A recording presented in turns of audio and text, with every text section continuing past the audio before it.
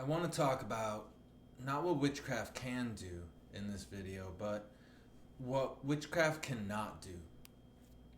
And this is very important because many of the people I work with seem to want things that are in the category of things that you cannot do.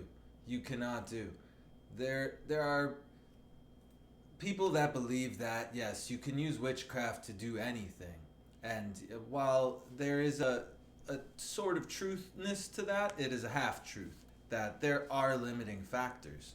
Things that go beyond magic cannot be affected by magic.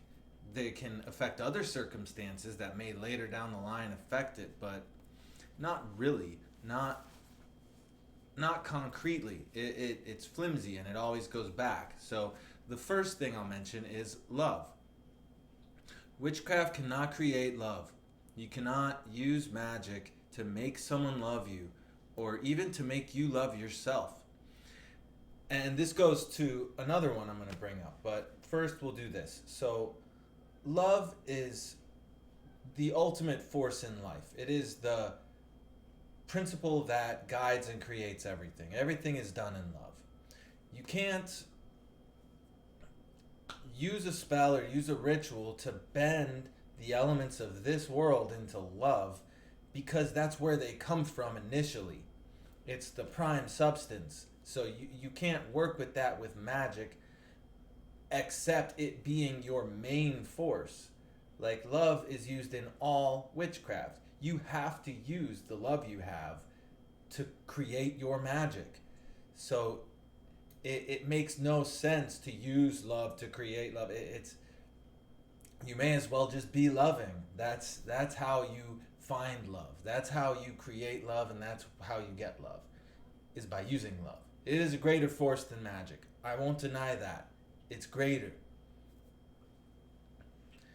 Now, if you want someone to fall in love with you and you use a spell to manipulate them into having lust for you or obsession or fascination or interest in you, that's not going to create love. In fact, that will diminish their love for you because the oversoul will see that.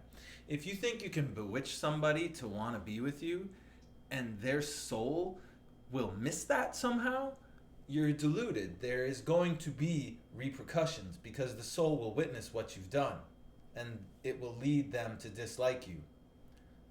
Like if I threw a rope around someone's neck and started dragging them around, that's basically what a lust spell does. It's not going to get you love. It'll get you other things if that's your interest, but not love. Witchcraft cannot create love.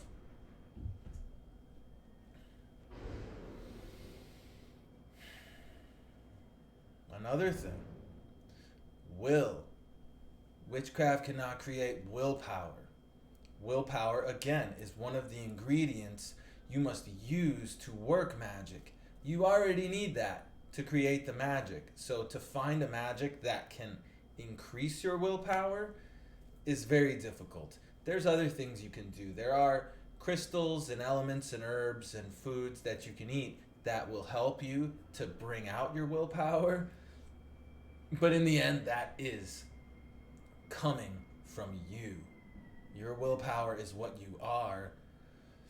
And so you can't create more of that with your hands.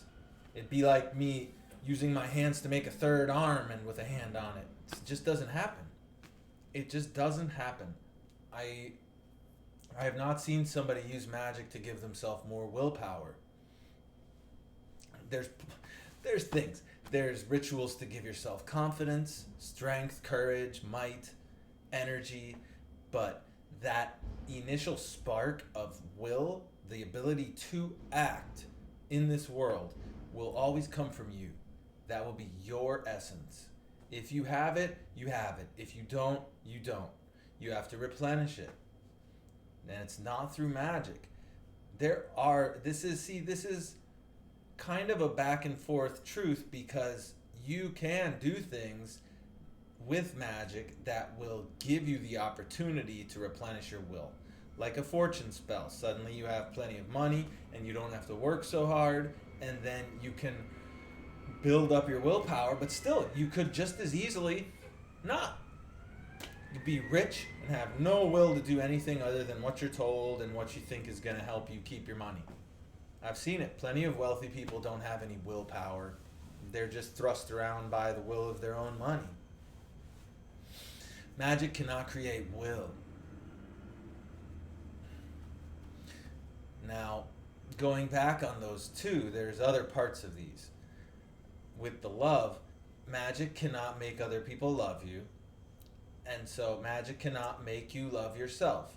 If you're using magic and practicing magic in order to become something that you will like if you think, oh, I'll like myself if I'm a powerful wizard, or if I have the ultimate power to shift the world, I'll like that and I'll think I'm cool. It doesn't work like that. It's your love for yourself that's going to perpetuate that. You can't make magic do that for you. And this goes with a lot of younger students that I have. I can see right through them that they are doing this because they think that it's cool. And after so many years in the practice, I can assure you it's not cool. There's some stuff that happens later on in development that you will not see as cool. And you will shift your personality and your traits so much that you won't desire that after a while. If you are far down the path, you don't care who's looking at you behind you. All of your friends, your group, your people that you want to impress with your magic and your coolness, because you don't play into mainstream religions and you are a witch, you're not cool. It doesn't look cool. Most people that you're think you look cool are scared of you, because witchcraft tends to be scary to the muggles, and so you're making a mistake. And if you're doing it to be popular with your friends that are witches, witchy friends, take a closer look and see if they're actually witches, if they can actually do anything, because most likely they're just pretending. And if you're doing it because of that, then your intentions are incorrect and the spirit is not going to favor you, and you're going to get led down a path right out the back door. Magic will say, come on in, yeah, and you think you're cool, having a good time walking through the crowd, and then they'll say, oh, here, walk in this door, and guess what? It's the exit out into the back alley, and they lock it, and they don't let you back in. It's not about being cool. It's not cool. It's not popular. It's dangerous. It's accelerated path of growth, and so you're not going to make your life easier either. That's the next one, is witchcraft will not make your life easier. It won't. These things come at a cost, and they will develop you consciously. You will expand yourself with magic, which means your life will become more difficult. It's like you're a fish swimming in a little pond, and you get kind of big, so you get uncomfortable in your tiny little pond, so you go to the big pond, and that's what magic is. You're in the bigger pond. There's a lot of big fish there, so you need to start developing and growing once you get there. Yeah, a lot of people are led to this practice by the thought that people will see me doing this and think things of me. That's not you. That means you're letting those people control you, and you are not practicing properly.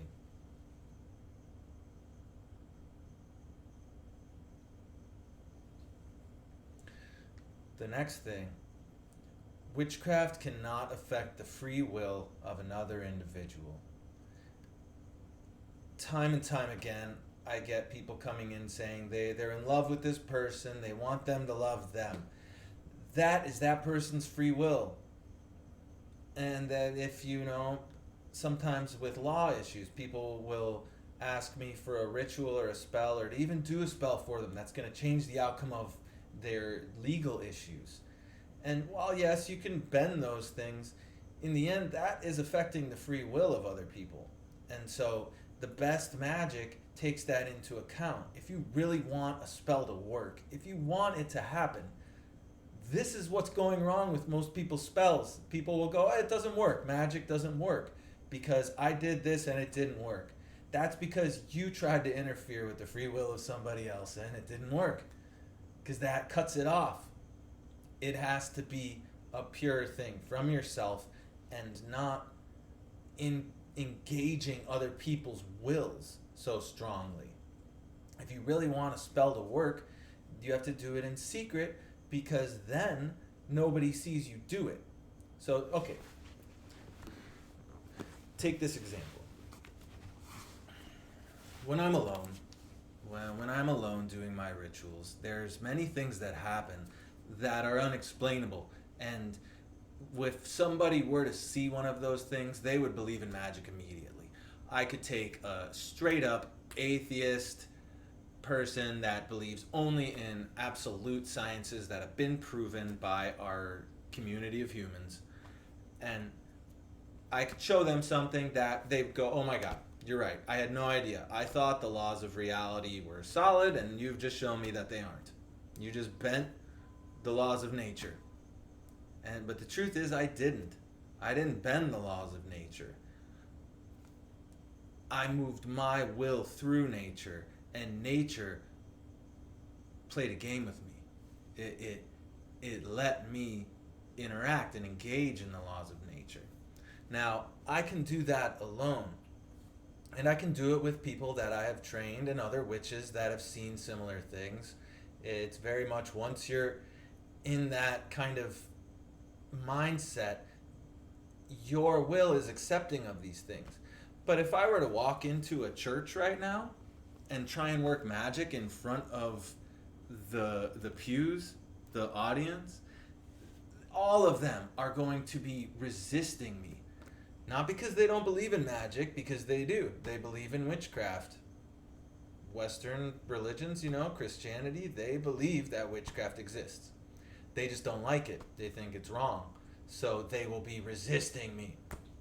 And then again, if I were to walk into a college classroom, if I were to walk into the biology department and try and make an arc of fire with my hands, carve a flaming pentagram in the air with no tools to do such other than my hand or a wand possibly. That was my mask. It wouldn't happen. I would have to be 1,000 times more powerful than I am right now, because I would be going against the willpower of every single person witnessing my magic, because it would change them. If I created fire with my bare hands in front of people, suddenly their life is now different. I have compromised their intelligence. I've compromised everything in their life. They were believing, oh, you need a catalyst to create fire. You need something to do that. How did you just do that with your bare hands? It's impossible. Their whole life, they might drop out of college. They might chuck themselves off of a bridge, It's insane to people that these things are possible. But they are possible. And it's through love, will, and self-expression. And so these things are the core roots of magic. You can't go backwards. It's a forward process. It's a toroidal field. So you're moving forward with your magic. Your will is going forward to create things, not to create itself. It already is. It already has created itself.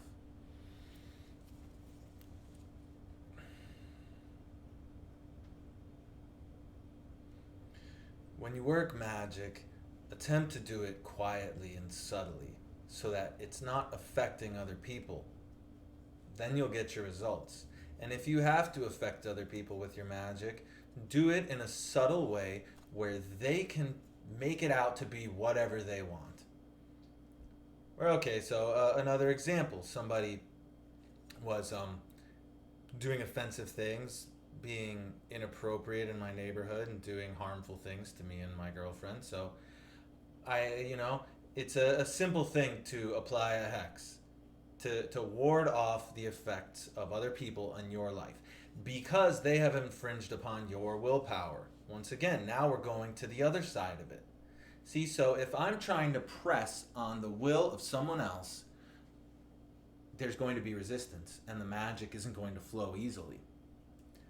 But now if somebody steps into my sphere of influence and is trying to press my will, the magic's going to have the opposite effect. It's going to be very strong, very effective. If somebody's attacking you, harming you, making your life hard, pressing on you, the magic is there to be used. It's very simple to use it and get anything out of your sphere. So what happened was I repelled this person from my life, from influencing me. To them, a bunch of bad stuff started happening. Car got a flat tire, stuff at work didn't go very well, and they subconsciously knew it was because they were attacking and encroaching on my life. So they stopped. But the conscious mind was able to completely make it something else. That it was like, oh, I got a flat tire, today sucks, I lost this work that I was doing. That they're able to rationally put it into a box that they can fit themselves into. And that's good for them. Then they can understand it consciously. The subconscious knows the truth. It's not going to give that to the conscious mind because the conscious mind is focused on living the mundane life that they want. Which is, there's nothing wrong with that.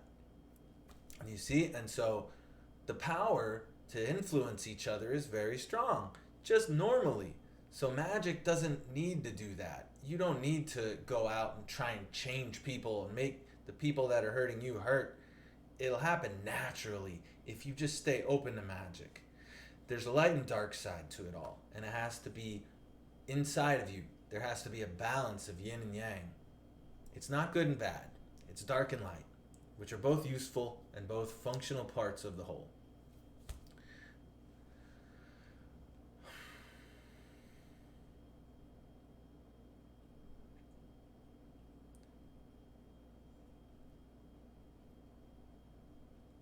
Magic tends to go with the easiest possible solution. So magic will not do things for you if there's an easier way. It will reveal the easier way, and then you will do that. Now, I've heard other teachers talk about this, saying like, yeah, well, if you want $100, then you can't do magic to get $100 because it's easier to just go get a job and make $100. Nah, I don't believe that because fortune magic works. If you want money, it's because you want to use it for something. And so then these intentions come into play, and that's the real limiting factor, is if you want it for a good purpose. It was like, hey, I want to keep feeding myself. I want my family fed. I want us to have a shelter. I want good things for us to have a peaceful life. Magic is going to flow with that. If you want money so that you could spend it on a really fast car and make other people think you're awesome, then magic's going to kind of be seeking a better reason. And so it's going to punish you is the thing that it's going to do. It's going to teach you what it really is that you're looking for.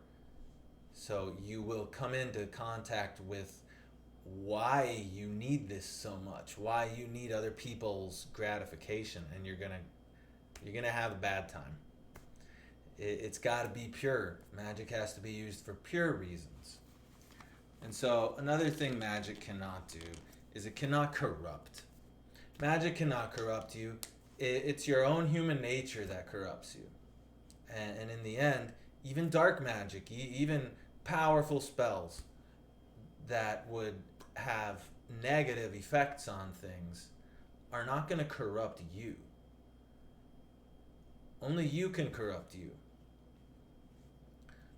The magic is simply the energy that you're expressing. So if you are corrupt, the magic you send out is going to be shaky because it's not going to let you put your corruption into your magic. It doesn't work that way. There's other things that will happen.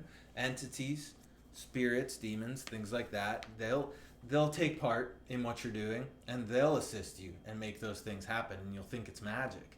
And then you're slowly getting involved with entities that are feeding off of your will and your love in order to do their own actions. Because the demon doesn't use magic to make things happen. It's living in the spirit world. It's living in the angelic level. So it just makes things happen. this table full of crystals, an angel or a demon could straight up flip this thing over. And I'd go, oh, it's magic. The table flipped. No, it's not magic. It's a spirit. It's a totally different practice. It's a totally different thing to work with spirits. Magic is, for the most part, working with the ether, changing the etheric fields, changing the astral. If you're above that, a higher dimensional being is not going to need to do those things. And if they do, if a higher being uses magic, it is a totally different thing than a human using magic. Mortal magic is different than immortal magic. Completely different. The sacrifices they have to make are much larger, just like the effects. The sacrifices you have to make for magic are not much, if it's small things. Just mostly effort, time.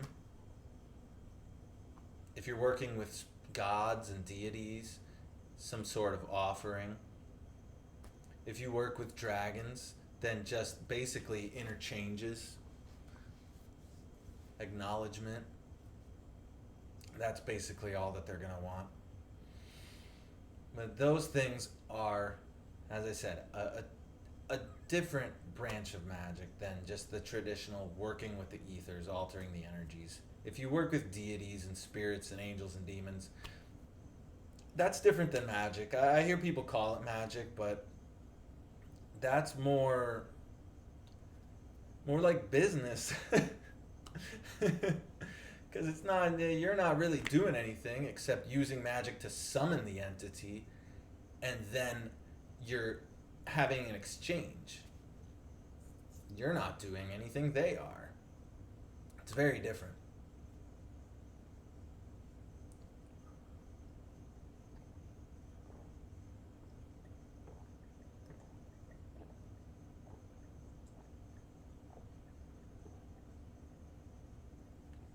So, the last thing I'm going to say is that magic cannot do what you don't believe it can do. And that's the big one. If you don't believe that magic can make you money, then it's not gonna. Magic's not gonna make you any money. If you don't believe that magic can help you become stronger, it's not gonna. If you don't believe that magic can give you the ability to produce the elements from your hands, it's not gonna.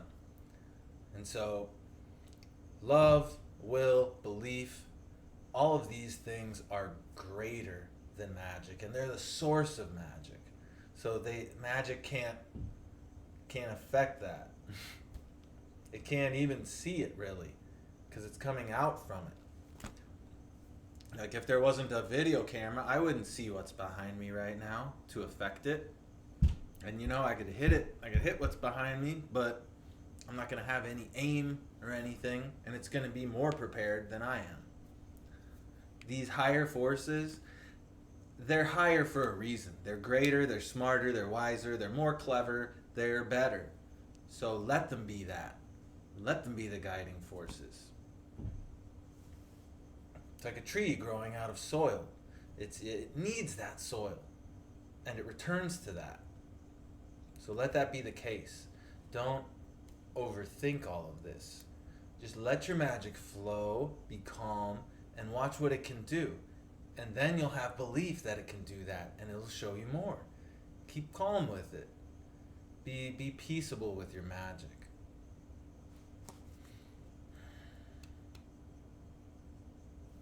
I'm going to end the video there. If you have any more questions, if you have anything maybe I missed, put them in the comments down below. Please visit my website if you would like a reading, or if you would like private lessons, or to watch my full courses. Website's down there. Praise be.